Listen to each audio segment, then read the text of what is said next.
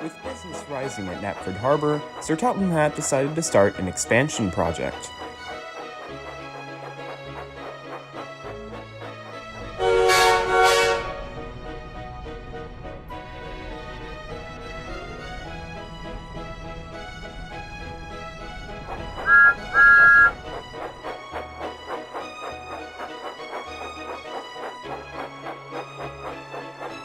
Word of the project spread like wildfire, and soon the expansion was in full swing.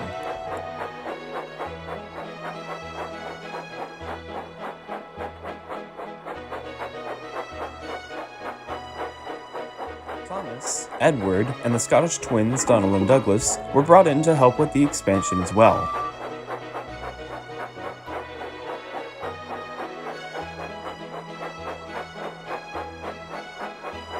But all the same, everyone could agree much help would be needed for its completion.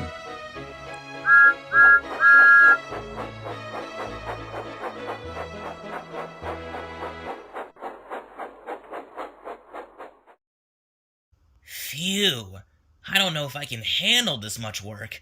I can hardly fill my buffers. Aye, we feel it too, lad. Feels like the rust setting in. We don't know if we're in front of our tenders or if it's the other way around. It's tiring us out.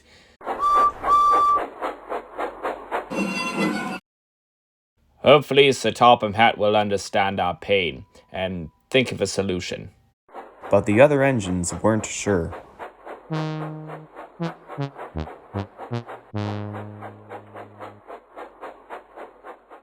Fortunately, however, Edward was right. Sir Topham Hatt had noticed the engines struggle with the work they were given, and so decided to make the arrangements at once. The Fat Controllers being in more help with the expansion project. The engines were relieved. Unfortunately, there weren't any engines available, so the closest thing he could borrow was a road vehicle. I think it's a steamroller. After hearing this, an unnerving look crossed the engines' faces, all except Edward. You don't think? I hope it isn't. Later, Thomas was shunting some trucks of cement into a nearby siding. He had just finished shunting them into place when there came an all-too-familiar whistle. Ah, no. Of course he had to bring him. And sure enough, there he was.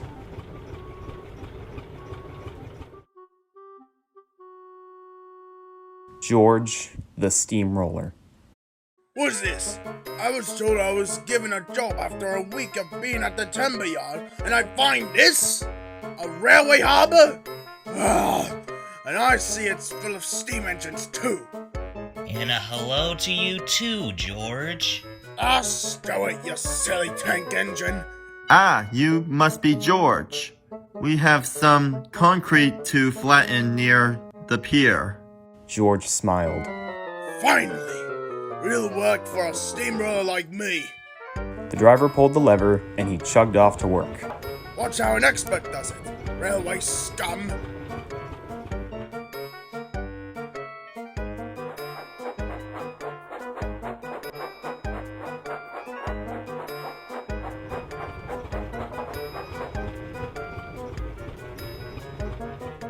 George enjoyed himself. All day he went, bragging on and on about pavement, tarmacking, and, of course... Railways are no good! Turn them into roads! Pull them up! Turn them into roads! Ugh, and I thought that'd be the last time we'd see of him. The engines quickly grew tired of George, but they knew he was the only help they could get. And though engines like Edward and Thomas found it best to forget about, Donald and Douglas couldn't let the thought of George the steamroller slip them.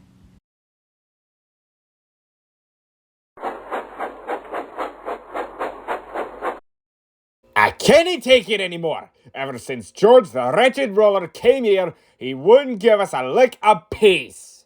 That's George to you. Unfortunately. But Edward told me to ignore him, so hopefully it shouldn't be a problem. Donald sighed heavily. The sooner we're done here, the better. And he puffed off with a train of empty cars.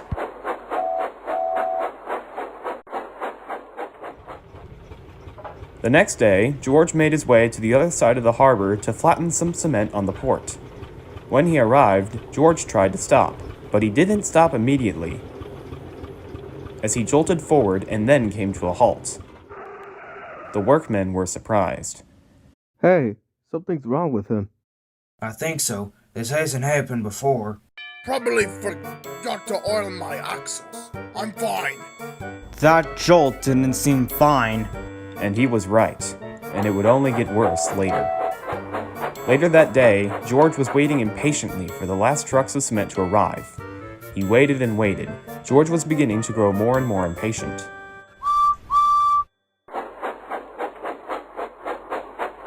At last, Edward arrived with the last trucks of cement. It's about time. And he scuttled to work.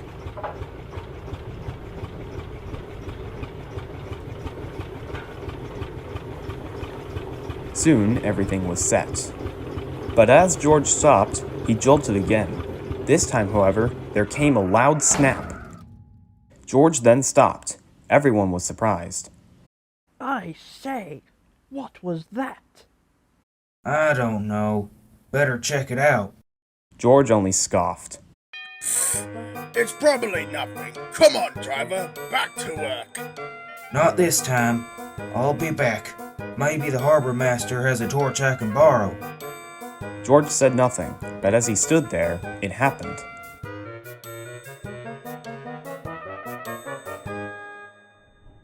George began to move, by himself. Ha! I was right. See, driver? Driver? Driver? Good Lord! George, where's your driver? Help! I can't stop! Oh no, George! Good God! Someone stop him! Stop him! Everyone was in shock. They waved and shouted, but it was no use. Someone stop that steamroller! George made his way down the dock. He raced past Thomas, shunting some trucks. Oh, crumbs! Thomas was horrified. George, look out! But it was too late. One moment he was on firm ground. The next, he flew off the ground and splashed into the sea. By Jove, we got a sinker! Someone get some chains. Pull the steamroller out, quickly! Fortunately, George didn't sink, but he was a few feet deep in water. I hate this! It took a bit of time, but at last, George was fished out. He was then loaded onto a flatbed. He felt cold and soaked.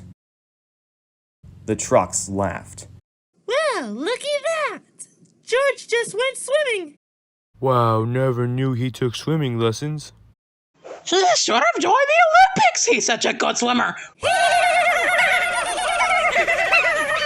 Ah, shut up, you filthy things! It is sort of funny.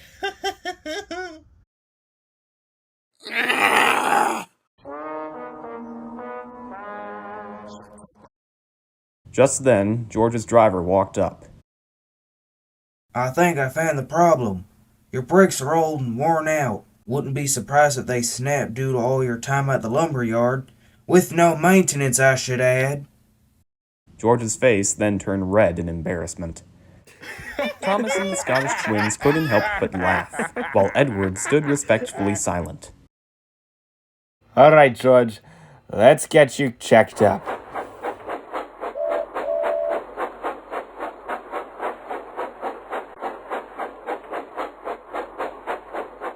At last, the Knapford Harbor expansion project was finished. All 4 engines were pleased, so was the harbor master. You're all really useful engines, and really hard workers. Sir Topham Hatt must be really proud of you all. And he was.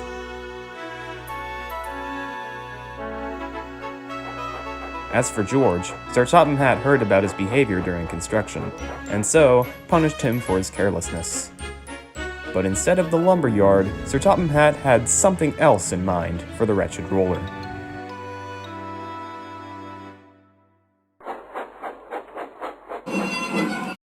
Morning, George. So how does the day find you? Do you really have to ask?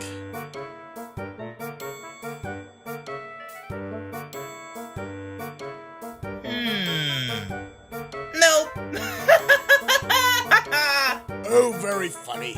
Mark my words. I'll be back. Wait and see. Yeah, that'll be the day.